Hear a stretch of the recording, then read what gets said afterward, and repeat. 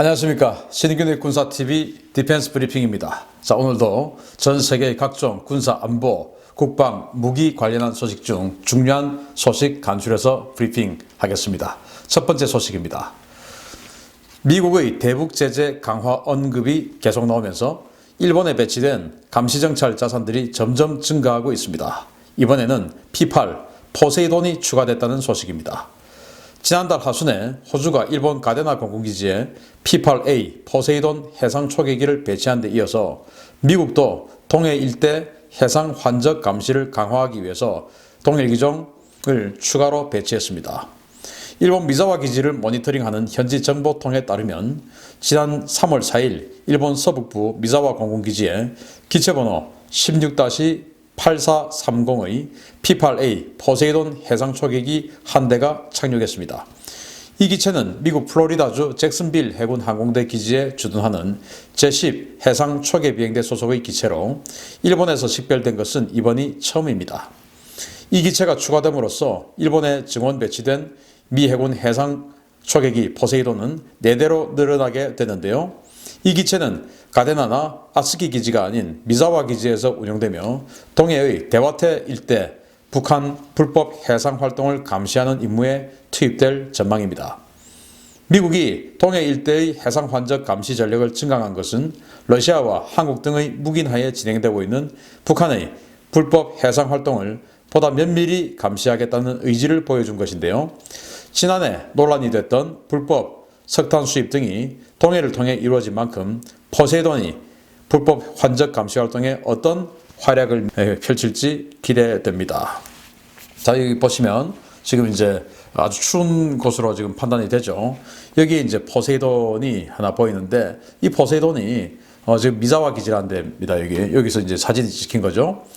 미국 본토에서 왔어요. 본토에서 왔고, 미자와에는 포세이돈이 없었습니다. 그래서 일본 혼슈 중부에 있는 아츠키 기지나 오키나와에 있는 가데나 기지 이런 데서 포세이돈이 운영을 했고, 그래서 이제 오키나와 가데나 기지 같은 경우는 남해와 서해, 그리고 이제 이 아츠키 기지도 그 동해 남부 그리고 이제 남해 이런 데를 주로 감시했는데, 그래서 동해 같은 경우는 주로 이제 일본 해상자위대 초계기들이 그 P1 초계기 이런 것들이 이제 주로 담당을 했었는데, 그래서 지난번에 이제 그 북한의 불법 환적 감시 뭐 이제 이런 거 하기 위해서 일본 해상 초계기들이 감시를 이제 하는 임무를 했었죠. 그러다가 지난번 우리 광개토 대왕함하고 뭔가 이제 감정 싸움이 생겼던 그런 상황이었죠.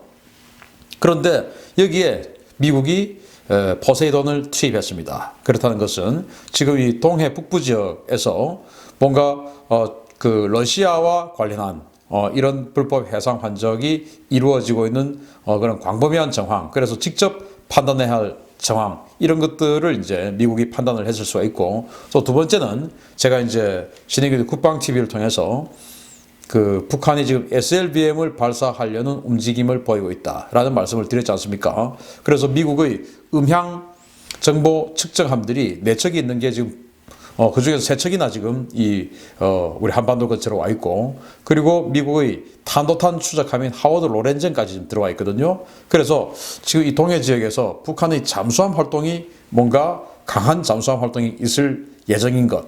그래서 그것을 찾아내기 위해서 포세이돈을 투입한 것 아닌가라는 두 가지 측면으로 볼 수 있습니다. 아무튼 어느 측면이라 하더라도 북한과 관련된 그런 지금 활동으로 보여줄 수가 있고요.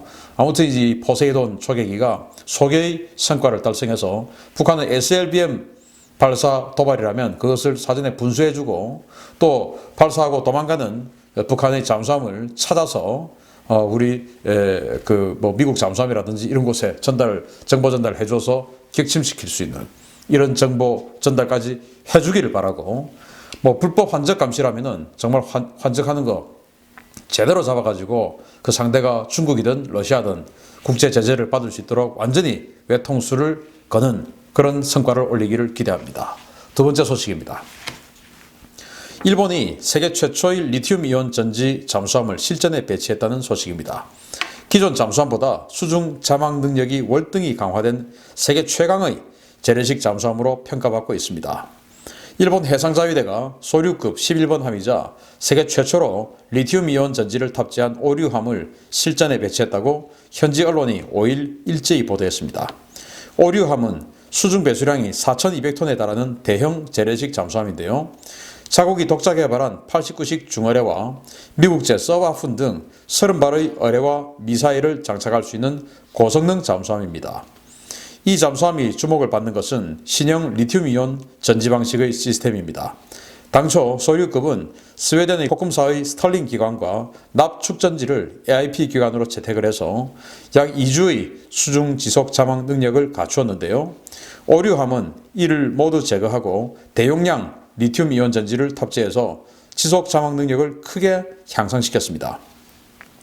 해상자위대 관계자는 5일 취역식에서 신형 배터리를 탑재한 이 오류는 기존 소류급의 고질적인 문제였던 최대 잠항 심도 제한 문제를 해결한 잠수함이다 라며 현재 취역을 준비 중인 12번함 토류와 차기 잠수함에도 리튬이온 전지가 탑재될 것이라고 밝혔습니다.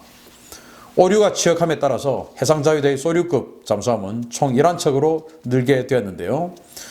해상자위대는 신형 잠수함을 지속적으로 건조해서 현재 20척 체제의 수중 함대를 유지한다는 방침입니다.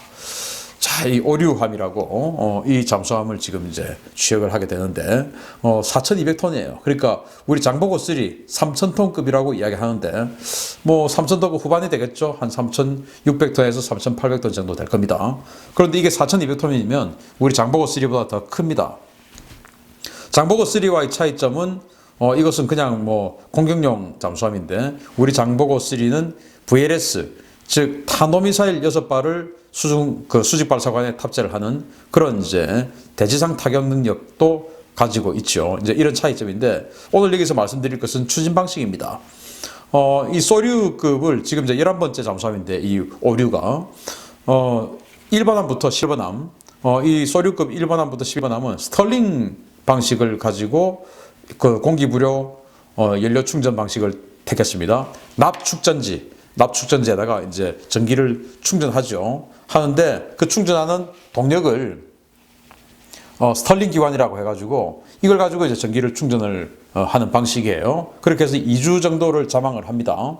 그런데 이 스털링 기관의 덩치도 크고 그리고 여러 가지 어떤 그 메커니즘상의 문제로 인해서 잠항 심도가 250m 이하로는 내려가기 힘들다. 라는 그런 제한사항이 있었어요. 그래서 잠수함이 250m, 수심 250m 이하로는 못 내려간다. 이거 사실은 치명적인 약점이죠. 그래서 이런 것들을 이제 개선하기 위해서 요새 이제 휴대폰에다 리튬이온 전지 아닙니까? 휴대폰 뭐 예전에 저도 첫 휴대폰이 배터리가 이만했었는데 근데 모토로라에서 나온 거 이만한 거 이제 들고 다녔었는데 그거 해봐야 하루에 6시간 그리고 이제 24시간 되는 배터리는 진짜 컸어요. 뭐 이런 거 이렇게 들고 다녔었는데 요새 요만한 배터리 요즘은 뭐 내장형으로 돼가지고 뭐 뜯을 수도 없습니다만은 뜯어봐도 요만한 배터리로 뭐 3일씩 4일씩 요즘 이 스마트폰 인터넷 검색 많이 안 하면 전화만 받으면 뭐 엄청 오래 지금 쓰지 않습니까? 그 정도로 리튬이온 배터리 기술이 발전을 했죠. 그래서 일본은 세계 최초로 스털링 기관 이런 AIP를 다 걷어내고 그 이제 스털링 기관 있던 그 자리가 꽤 크거든요. 거기를 전부 리튬이온으로 그냥 채워버린 거예요. 그리고 납축전지가 우리로 따지면 그 건전지 아닙니까? 그런 것들이 있던 자리까지도 전부 다 걷어내버리고 스털링 기관, 납축전지 이 모든 공간을 전부 리튬이온으로 채워버린 겁니다. 우리 아시다시피 리튬이온 굉장히 효율과 성능이 좋죠. 그래서 이제 이런 것들로 다 채워서 이걸로 가겠다라는 거예요. 그리고 이제 비상 엔진으로 디젤 엔진 넣어놓고 그래서 굉장히 조용하면서 효율이 뛰어날 것이다 라고 판단이 되고 그러면 우리는 뭐냐 이제 우리가 지금 AIP 잠수함이 214 그러니까 손원일급 잠수함 9척이 있거든요. 그것은 스털링 기관이 아니고 우리는 연료전지 방식이에요. 그래서 연료전지 방식이 우수하냐 스털링 방식이 우수하냐 뭐 이렇게 설왕설래했는데 우리는 뭐 연료전지가 더 우수하다 뭐 이제 이런 이야기를 했었죠. 아무튼 이 연료전지는 그 엔진을 돌려서 이렇게 압축 뭐 폭발 이거 해서 에너지를 생성해서 배터리를 충전하는 것이 아니고 다른 어떤 그 연료와 산화제를 가지고 이제 충전을 시킵니다. 그런 연료전지인데 이게 이제 우리 214 잠수함도 한 2주일 동안 작전을 할 수 있는 전력을 생산을 할 수 있는 거였어요. 그러다가 이제 3,000톤급 잠수함 우리 도산 안창호급을 만들었지 않습니까? 거기에도 역시 이 연료 전지 방식과 납축 전지 방식의 AIP 시스템을 채용을 했고, 그리고 이제 이 배치 2를 합니다. 여기에서는 이 납축 전지를 빼고 우리도 리튬 이온 전지로 가요. 그런데 문제는 우리는 역시 이 연료 전지 방식의 이 충전 방식을 그대로 하면서 리튬 이온 충전 대상을 리튬 이온으로 하는 겁니다.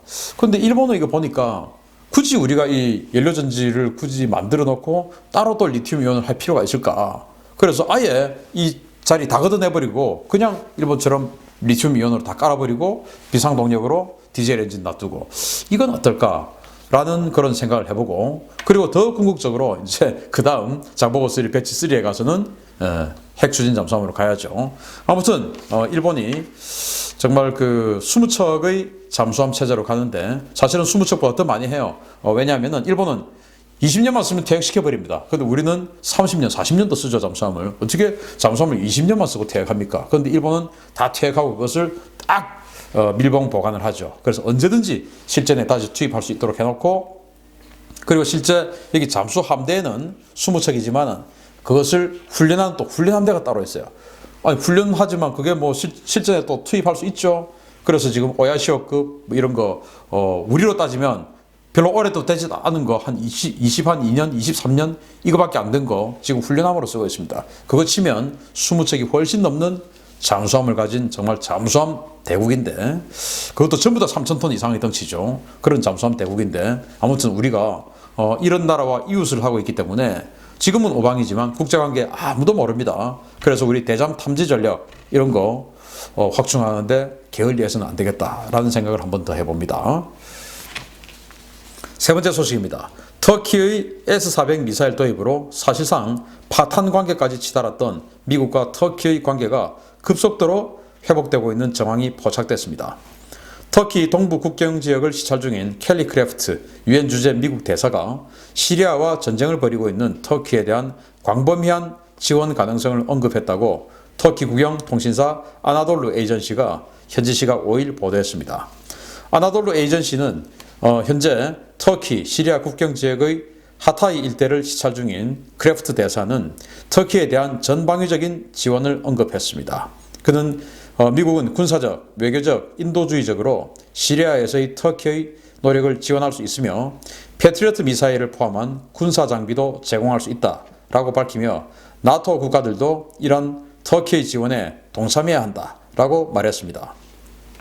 크래프트 대사는 또 아사드 정권은 시리아에서 더 이상 계속될 수 없다면서 유엔 안전보장 이사회로 돌아가는 즉시 시리아에서의 즉각적이고 영구적인 휴전과 아사드 정권 퇴출에 대한 메시지를 발표하겠다라고 밝혔습니다. 미국 유력 외교관의 이 같은 발언은 현재 격화되고 있는 시리아 사태에서 미국은 터키의 입장을 지지한다는 그런 입장을 밝힌 것으로 풀이됩니다. 즉 아사드 정권의 즉각적인 퇴진과 시리아 북부 지역의 쿠르드 독립국가 수립, 시리아에서의 러시아군 즉각 철군이 미국의 입장이며 나토가 이를 지원해야 한다는 것입니다. 이 같은 크래프트 대사의 발언은 시리아에서의 영향력 유지를 꾀하고 있는 러시아의 이익과 정면으로 충돌하는 것인데요. 나토 연합 항모전단까지 시리아 인근에서 대기 중인 상황에서 나온 미국 대사의 발언이 향후 시리아 사태에 어떤 영향을 미칠지 기추가 주목됩니다. 자, 여기 참 이 에르도안 대통령, 참 여기 정말 고급스럽게 생겼네요, 이 방이. 이 에르도안 대통령 정말 참 희한한 사람입니다.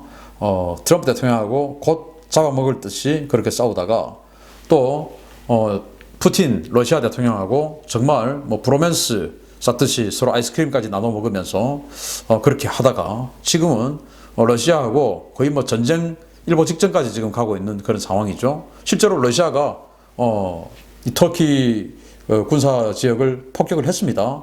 수호이 24 전폭기를 가지고. 그래서 터키도 가만히 있지 않겠다 이렇게 지금 나오고 지금 아주 격화되고 있는 상황이에요. 그런데 이제 제가 어제 말씀드렸듯이 이 터키의 이런 행동들을 나토 국가들이 지지한다는 겁니다. 왜냐? 지금 난민 문제 때문에 이러니까. 그래서 360만 명, 터키 주장에 따르면 360만 명 이상의 난민이 지금 있는데 이거 우리가 어떻게 다 안을 수 있느냐. 그래서 지금 이 켈리 크래프트 유엔 주재 미국 대사가 가서 3일 동안 그 지역을 시찰을 했답니다. 해보니까 정말 이거는 터키 혼자서 안을 수 있는 상황이 아니구나 라는 판단을 한 거랍니다. 그래서 이제 모든 것을 이제 터키를 지원하겠다. 그리고 지금 러시아가 뭐 터키 공격 어쩌고 하니까 패트리어트 미사일 제공하겠다라는 것이죠. 사실 이 터키가 러시아의 S-400 지대공 미사일 시스템을 도입하면서 미국과 파탄이 나는데 이때 이미 미국의 패트리어트 미사일 도입 계약을 했었고 그 도입 계약을 한 상태에서 S-400 도입 계약을 또 이중으로 또 했습니다. 그래서 이제 미국은 이 패트리어트 미사일을 주지 않겠다라고 취소를 해버렸고 그리고 앞으로 가져가게 될 F-35도 제공 안 하겠다. 이제 이렇게 돼버린 거였거든요. 그런데 그때 이제 약속했던 패트리어트 지금 주겠다. 왜? 러시아가 공격한다고 하니까 지켜야 되니까요. 이제 이렇게 그래서 안보 제공해 주겠다라는 것이고 지금 이제 이 터키의 생각은 터키 남부 지역에 있는 쿠르드족 그리고 시리아 북부 지역에 있는 쿠르드족 그리고 이제 이 아사드 정권에 반대하는 쿠르드 아닌 시리아인들 이런 사람들을 지원해서 시리아 북부 지역에 따로 독립국가를 만들자. 그래서 이 300만 명 이상의 그리고 터키 남부에 있는 또 쿠르드족 다 해서 저기다가 아예 국가 하나 만들어주자. 그러면 지금 유럽에 가 있는 그 수많은 난민들 다 와서 살면 되지 않느냐. 왜 우리가 다 안아야 되냐. 이제 이거거든요. 그래서 그 지금 난민 문제 때문에 유럽 여러 나라들이 골치를 앓고 있고 하다 보니까 이런 이제 입장이 총대를 메고 지금 터키가 전쟁을 해주고 있으니까 이런 입장이 맞아가는 것입니다. 그래서 국제관계 정말 냉정하게 이익에 따라서 움직이는 거예요. 그래서 지금 러시아 보고 터키 건드리면 가만히 있지 않을 거야 해가지고 프랑스 항공모함 샤를 드골 그리고 미국 항공모함 드와이트 D 아이젠하워 이게 지금 터키 앞바다 시리아 앞바다에 가서 연합 해상훈련하고 있어요. 건드리지 마. 이제 이런 차원에서 그래서 저는 이 터키의 이런 주장이 좀 먹히지 않을까. 그렇게 해가지고 이제 자신들은 영토를 거의 손실하지 않고 남부 지역에 있는 쿠르드를 시리아 쪽으로 밀어넣고 새로운 독립국가를 만들어주자.